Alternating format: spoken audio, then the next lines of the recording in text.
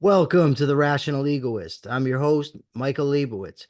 One of my favorite founding fathers of the United States is one of the most enigmatic characters, one of the most influential, and in my view, one of the most unappreciated of the fathers, and that is Gouverneur Morris. So I'm very happy that we have somebody here today to talk to us about Mr. Morris.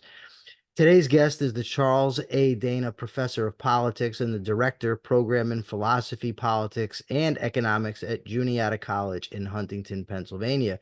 Professor J. Jackson Barlow, welcome to the show. Thank you very much. Thank you very much. So, Gouverneur Morris really takes off at the Constitutional Convention, but what were Mhm. some pivotal moments in his life prior to that? So Morris was born in 1752. His father and grandfather had been public officials. His father was an admiralty judge. His grandfather was a judge in New York State. Um, he came from a pretty, for by New World standards, it was a pretty aristocratic background. Went to uh, a school in New York, went to school, further school in Philadelphia, and then ultimately, when he was 13 or 14, started at Columbia, what's now Columbia University, which was then King's College. Um, so he had a really good education, studied for the bar in New York for a couple of years. His co-workers were Robert Livingston, who later became known as Chancellor Livingston, and John Jay. So they had lifetime friendships with them. Um, then he was ultimately elected to the New York State Assembly or state what became the state legislature. This was before independence.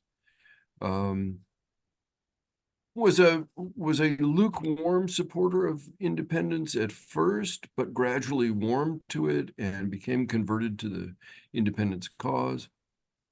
He then served in the Confederation Congress, actually the Continental Congress, in 78 and 79. In 1780, he lost the lower part of his legs, so that was kind of a big deal for him. In a carriage accident, although there's been a lot of speculation whether it was really a carriage accident or whether it was an angry husband chasing him out a window. That's why I Um, smiled when you brought it up. yeah. And I mean, there's a lot to smile about with Gouverneur Morris. I mean, a lot of stories that may or may not be quite accurate. Um, and then he became an assistant to Robert Morris when Robert Morris was superintendent of finance under the Confederation. So Morris had a lot of experience with finance and with central banking and with trade and so on, even before he came to the Constitutional Convention. I read an anecdote, and I don't know if it's true or not, but I'll ask you. I thought it was kind of funny that there was at a gathering or a party or something, and Gouverneur Morris is talking to Alexander Hamilton, and he tells him, "I'm going to go over there and pat Washington on the back. You think you think I'll do it?" Or Hamilton dared him to do it, or some such thing. So he goes over there and he smacks Washington on the back, and then he comes back and he says, "Well, that's something I'll never do again." Is there any truth to that story? It should be true, but it's not. Oh, that Um, sucks. yeah, it's too bad. But Washington and Morris had a really interesting relationship. It was kind of a father-son relationship. Morris's own father was 48 when he was born, 50 when he was born. So he never really had a relationship with his father. But during the war, he formed a very close bond with Washington. So I think it's highly unlikely that Morris would ever have actually slapped Washington on the back and said, how are you, old boy, or whatever it was he was supposed to have said. Um, but I can well imagine that if he had done that, that would have exactly been Washington's reaction. So at the convention, Morris spoke, the Constitutional Convention, he spoke more than anybody else. What were some of the positions that he took? So Morris wanted a Senate for life. Morris was concerned to to get a government that was, as they said in the 18th century, high toned, right? So kind of aristocratic, kind of built on the idea that there was that the politics of deference, which is what Morris had been used to under the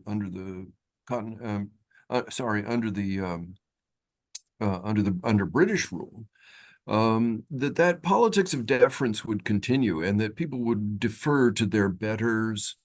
Um, and he wanted the betters to run things. So, and he made no secret of that. Um, so he was pretty energetic for those things. Now, that is to say, he also agreed with Madison on a whole lot. Madison's big thing, what Madison wanted throughout the convention and never got, was a veto on state laws. And so Morris thought two things. One, that the Senate, as it was constituted under the final draft of the Constitution, was going to be a disaster. That senators would be delegates from their states, would not have independence, and would simply do the bidding of state authorities. And the other thing he thought was that proportional representation in the Senate was important. And of course, if they're delegates from the states, that proportional representation doesn't apply. So he was ultimately disappointed in the draft, as almost all of the members of the convention were disappointed in one way or another with the final draft of the Constitution. Morris got into quite a few exchanges. I mean, he was very passionate, especially when it came to slavery, for instance. I believe he was arguing with, there were two Charles Pinckneys at the convention, Charles Coatworth Pinckney and Charles Pinckney, and I don't remember which one he was responding to. But It's easy to get them mixed up. what were Morris's positions when it came to slavery? So Morris was a longtime opponent of slavery. He and Jay and Livingston, actually, all three of them had worked to draft the New York Constitution of 1777. Morris, in the first time anyone had proposed this, Morris had proposed gradual abolition in the New York Constitution. So by 1787, he had a decade of experience in the anti-slavery cause. So Morris came in opposed to slavery. He made a very passionate speech in early August, right, where he said it's the curse of heaven on the states where it exists. And he opposed the 3/5 clause. He opposed any mention of slavery in the final document. And so, of course, he was the drafter of the final draft of the Constitution, which ultimately was approved. And he worked very hard to keep the word slavery and slave out of the final draft of the Constitution.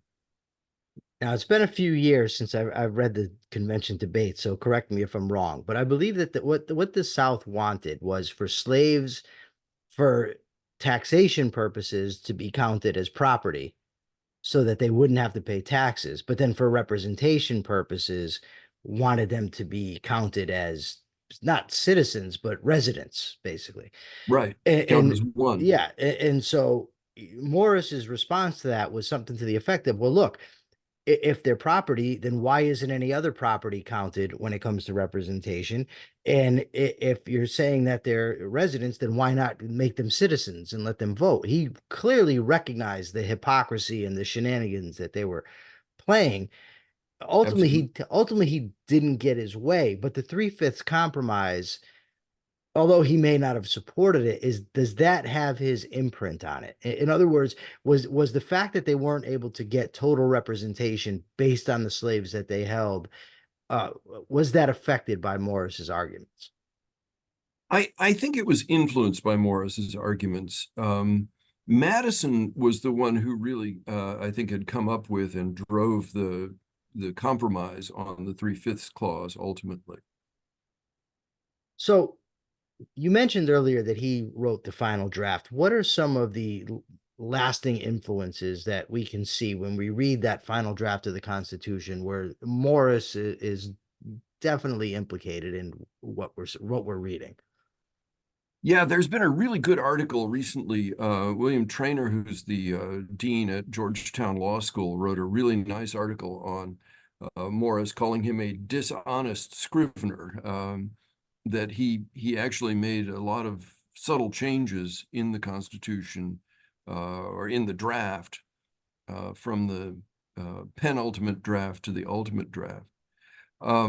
So I think that one of the things that we can see, one of the big things that we see in the final draft of the Constitution is the architecture of separation of powers. The previous draft of the Constitution had different bits of Congress and the judiciary and the executive all kind of mixed up. And that wasn't uncommon in the way that 18th century constitutions were written.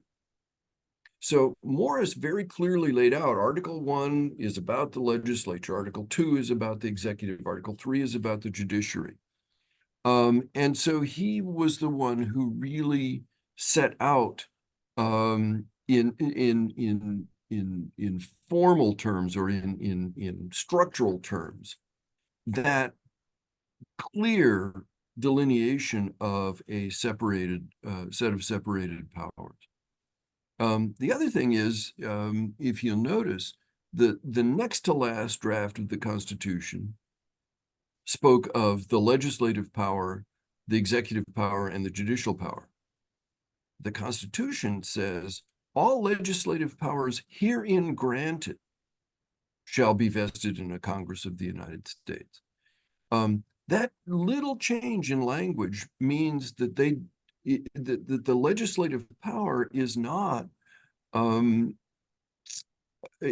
subject to interpretation, right? It is clearly enumerated. It is, here they are, and that's it. And what's granted is granted, and what's not granted is not granted. So It's interesting to me that you mentioned that, because Article 1, Section 8 lays out the enumerated powers. And of course, the 10th Amendment says if it's not enumerated there, then it goes to the states or to the people. And I've had a debate, and I don't know what your position is on this, but with a lot of people concerning immigration. And the degree to which I find people will turn themselves into pretzels to say that there's a federal power over immigration. It's astounding to me. Did Morris have a position on immigration at all that you're aware of? no, he didn't. I'm not aware of a position that he took on immigration. It may be something in a letter or something like that. But generally, in the 18th century, the United States welcomed immigration because we didn't have enough people. We didn't have enough workers to man the farms and Yeah. starting out the factories and so forth.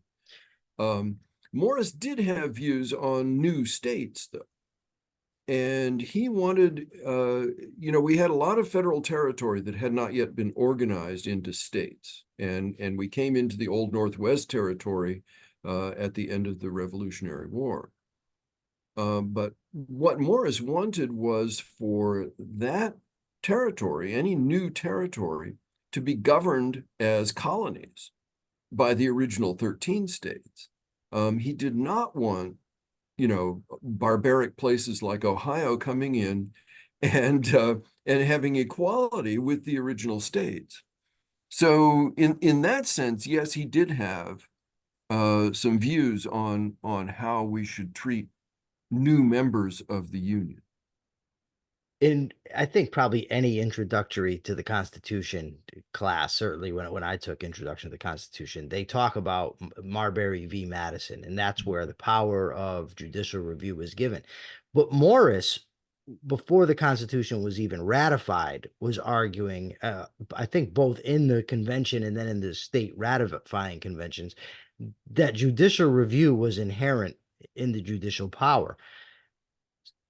How come that isn't given more attention in these classes. I mean, Hamilton mentions it in the Federalist Papers that Mhm. they have judicial review. Morris is arguing it in the convention and in the ratifying convention, and yet we still have this lasting idea that somehow Marshall just usurped the power in 1803. It just seems like a lot of things with Morris go unrecognized. I'm not a conspiracy Mm. theorist. I don't think it's deliberate. It's just odd to me. Yeah, well, I mean, Morris made some really, I mean, he was in many ways the architect of the executive branch that we have that we see. And yes, he did argue in favor of judicial review. He understood that that was a power of judges. Maybe it's because he was a lawyer. Maybe it's because his father was and grandfather had been judges in New York. I don't know. Um, but I think, for him, it was implicit in what judicial power was, that it would be something that um, would include a kind of revisory power or supervisory power over legislation. So yeah, but Also, I don't think he was alone, by the way. no, no, he definitely, like I said, Hamilton mentions it in the Federalist. I mean, that's why it's like when I first read the idea that Marshall sort of usurped this power and it was this genius play on his part, I bought it. And then years later, I read Randy Barnett's book, Restoring the Lost Constitution, and he talked about how it's inherent. And then subsequently, I read the Federalist and I read some things with Gouverneur Morris, and I said, wait, they were talking about this before the Constitution was even ratified when they're arguing for it.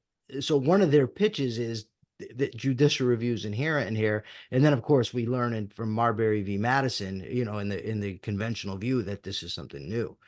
Also from Morris, we get the change in the preamble from "we the people of the states." I'm not going to get it exact, so maybe you can explain it a little better than I can. To just "we the people." What is the significance of that? Well, there's sort of a practical significance and a symbolic significance, right? The practical significance was, they did an enumeration from north to south, so starting with New Hampshire and ending with Georgia. And somebody pointed out that they didn't know who was going to ratify the Constitution. And so it was possible that there would be states that were not included that were nonetheless named in the preamble. And everybody said, oh, well, we can't do that. So Morris changed it to "we the people of the United States." Um, and everyone said, yeah, that's fine. It's not a big deal. Um, so that was the one change. But the original draft had said, "we the people of, blah, blah, blah, all these states." Um, and then it simply said, "do ordain and establish this Constitution for the United States." Morris added the mission statement, right? In order to form a more perfect union, establish justice, provide for common defense, domestic tranquility, all of those things. So Morris really made the preamble much more of a substantive thing. Whether that actually had or has, I mean, the courts have not recognized that as having any effect, right? It doesn't give any powers to the federal government or any part of the federal government. But it gives the Constitution a wholeness, right? That the enumerated powers are in the service of these things that are defined as the mission in the preamble. So I think Morris, and again, this is part of his description of the architecture of separation of powers. Morris really gives the Constitution a wholeness that it wouldn't otherwise have had, I think, thanks to his drafting. Now, his life doesn't, of course, stop after the Constitution's ratified. He ends up in France as I don't know, what was the exact title he had? He wasn't an ambassador. It is a plenipotentiary something, or I can't Yeah. remember what it is. Well, the United States didn't have any ambassadors at all until the 19th century, and fairly late in the 19th century. So he was U.S. minister to France. So in Minister. effect, Okay. he was ambassador. Um, and now he went there uh, as part of his partnership with Robert Morris. They were trying to get, um, they were trying to work with the farmers general of France um, on the tobacco contract. So they were trying to sell stuff. And Morris knew the business very well. He spoke French pretty well. And so Robert Morris said, well, yeah, you go to France. Um, so he was there for 2 or 3 years doing that before he became minister. And he succeeded Thomas Jefferson. He and Jefferson used to pal around in Paris, and they had they actually liked each other very much and respected each other tremendously. Both sort of men of the world, both um, witty, educated, urbane, all of those things. And Jefferson kind of showed him around and introduced him to people and so forth. So um, Morris, yeah, Morris was well placed when he finally did become minister to France to to um, to do the job successfully, except the French Revolution broke out, and that was the end of that. And what was he? He was the only minister from anywhere that didn't get pulled, right? That's right. During the revolution. Now he had some interesting experiences. Like, what's the biggest one? Like the experience he had that you think is the most interesting for people to hear about? Well, he tried to help the royal family in their escape to Varennes, which didn't work. And they wound up getting caught. So, I mean, but he kept a diary while he was in France. And the diary is very specific and very interesting about the day-to-day progression of the revolution. And of course, none of them really knew what they were doing. They had they were ideologically committed to the idea of revolution, but they didn't really know what it meant. And Morris is describing this kind of in real time in his diary. And so it's a fascinating account of folks stumbling around. And I mean, somebody could have written the same diary about in Philadelphia about the American Revolution, probably. Um, Morris had, Morris is fascinating because he has a very kind of distant and amused account of human nature. And he, Shakespeare says, Lord, what fools these mortals be. And that's sort of Morris's attitude throughout his life. Um, and so he tries to, in his accounts of the revolution, right, he tries to be honest about people's goals, about what they thought their objectives were. But then he's also tries to be very candid about, well, that's not going to work. So, Is the story apocryphal where he's surrounded by French revolutionaries and he takes off his peg leg and holds it up and he makes the claim that he lost his leg fighting for freedom? Is that a true story or is it just fiction? well, there's probably some truth to that. Yeah. Whether it's exactly as it was narrated is unclear. But yeah, I mean, he was not completely safe through the revolution, and he sheltered aristocrats. He put them in his basement and hid them for a while until he could sneak them out of the country. He loaned money to the royal family. So I mean, he was pretty deeply involved in various intrigues. So yeah, I mean, it certainly could be true. Very likely is partially true, at least, that he was at some point confronted by a band of revolutionaries. Now he ends up, of course, back in the States. And what were his involvement in, for instance, the Manhattan street grid and the Oh yeah. formation of the Erie Canal? Yeah. So he moved back to New York, ultimately moved back to his ancestral home, which he finally inherited in 1786 after his mother died. Um, after he had to buy out his elder brothers, he was the youngest. He was the only son in the second in Lewis Morris's second family.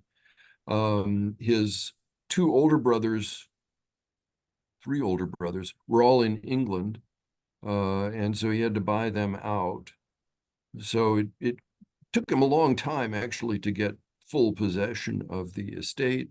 So he moved back to his estate, reconstructed it, moved a whole pile of French furniture with him.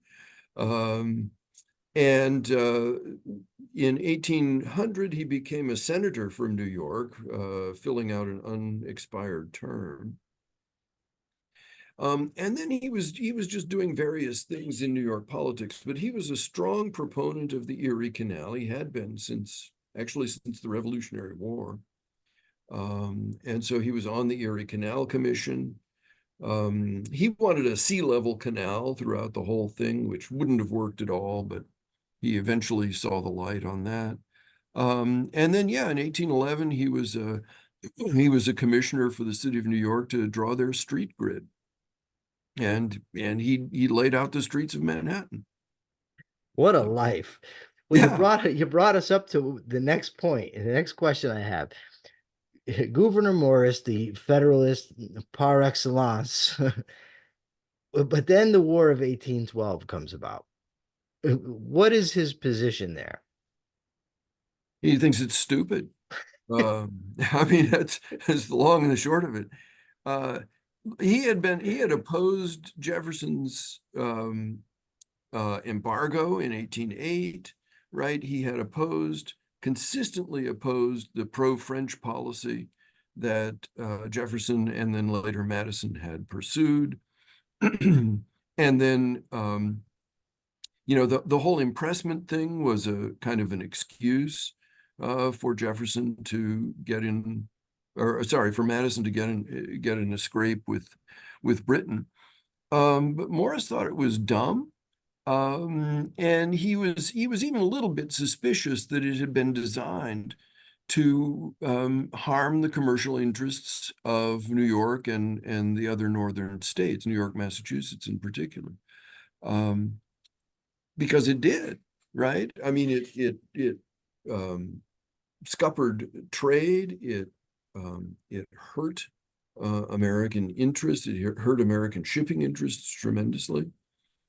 The only people who were thriving because of it were the folks in the South, who, thanks to the invention of the cotton gin, were now selling cotton worldwide. And so slavery was expanding, cotton was expanding, and they were doing pretty well. And he favored secession, right, for the northeastern states to secede from the Union, or is that just mythology? Well, he certainly flirted with it. Anybody who had been in favor of secession would have thought that Morris was on their side. Anybody who was against it probably would also have thought that Morris was on their side, because he was, at that point he was pretty well out of politics, and he was writing a lot of letters, and he would kind of he was a little bit more daring in his letters, I think, than he would have been um, in a legislative hall or an executive office or something like that. Um, so, I think, and he would say stuff like, "Yeah, let's secede, and that'll show them," kind of thing. But I don't think he really he wanted to threaten secession in order to get um, in order to carry his point, in order to get concessions from the Madison administration for trade and whatnot. But I don't think he I don't think he would have gone through with it in the end. To me, the most important metric that these guys can be measured by is where they stand on sort of a Lockean liberty. You know, the purpose of government is to protect life, liberty, and property. Where does Morris rate if you're gauging him by that metric? I mean, I know he was an aristocrat and he believed in a strong central government, but as far as from what I know, that was because he thought that was the best way to secure liberty. So how would you rate him on that scale of just defending the liberty of the people?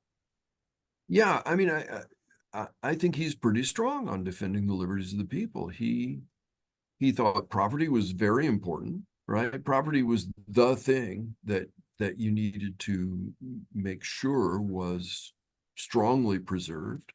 That civil liberty was essential in a system like ours. Um, I very early on in 1776, I think while he was kind of working out what his positions were, he wrote a series of kind of short essays about purposes of government and liberty and so forth and so on. And it's a very Lockean document. And I think that, he says, pure liberty can only exist in a state of nature. I'm paraphrasing here. Pure liberty only exists in a state of nature. Once you get into society, what you've got to do is secure civil liberty. And civil liberty is the thing that will enable our country to flourish, that will render property rights secure, and that will do the things that we want to do in order to make sure that the liberties of the people are protected. So I think he was very strong on that, and I think that's part of his opposition to slavery as well. Is that he thought this is clearly slavery is clearly a violation of property rights, of human rights, of anything approaching human dignity, and that it is just simply inconsistent because it does not recognize their humanity. Phenomenal. Okay, is there anything that I didn't ask that I should have? Any important points about Mr. Gouverneur Morris that the people need to hear about? Well, we could talk about how he was a ladies' man. That was a kind of consistent refrain. I mean, his friends would write to each other, and say, "Oh my God, Governor's at it again." So he had a long affair in France with a French aristocrat, Lady Adelaide Flo, and may might they had a pregnancy scare at one point. I don't think they actually had children, but in his diaries he records. It may not be every time, but he records fairly often when they had sex. And he does it sort of in code, we worshiped the Cyprian goddess and things like that. So uh, he was, he was funny. He was the center of attention wherever he went. And so he would write little poems to his hostess, right? And this is part of his seduction technique. So, he was quite the ladies' man. He even flirted with Dolly Madison at one point, while James was in the White House. He ultimately married. He married a woman who was from the Randolph clan in Virginia, whose own past was not entirely free of scandal. And ultimately, they had a son. Um, That's a nice way to put that she was accused of murder. I yeah, well, mean, she's not free of scandal. I mean, you know, she had, yeah, These things happen. these things happen, right? And nobody actually knows the circumstances of the incident. Ultimately, she was acquitted in court. Her lawyer, by the way, was John Marshall. Oh, wow. And and there's actually a letter that Morris wrote to Marshall before he decided to actually marry her. And he said, you know, dear Mr. Marshall, is there anything else I should know about Miss Randolph? And Marshall wrote back and said, no, you know, it was a long time ago, so don't worry about it. Okay. Well, Professor, thank you for a great discussion. Do you have a website where people can find you or a blog or something? I don't. They can find me at juniata.edu. I'm on the faculty website, so look us up. Come see us. We are Juniata College won the national championship in women's volleyball for the second consecutive year this year. So please come to our volleyball games and support our teams. And All right. Thank you very much. And for thank you. now, this is the Rational Egoist signing out. Remember, leave your comments, your likes, your dislikes, whatever. Let me know what you think. Till next time.